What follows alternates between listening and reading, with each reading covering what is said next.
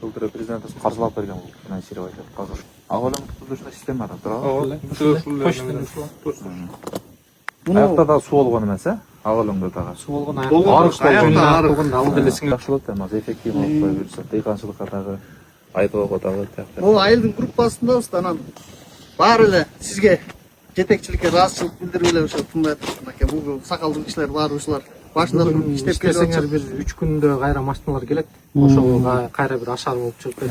Мен жанагы көкмөнөк экини дагы условия кылып берип атпаймынбы, шарт кылып жана билесиздерби? Боз үй дайыма маселе эмес, бир жолдун боюндачы. Алардын кылган оокаты ошол боз үй экен. Анан баягы жолдун боюнда 2 метр.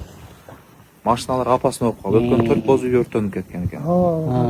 Анан ошонун баарын компания айтып туруп, 50 боз үйдү азыр место кылып берип койлу, скважина бурт этип атабыз, свет киргизип атабыз аякка. Грунт менен трамбовка кылып киргизип коебуз, анан кайра келет техникалар.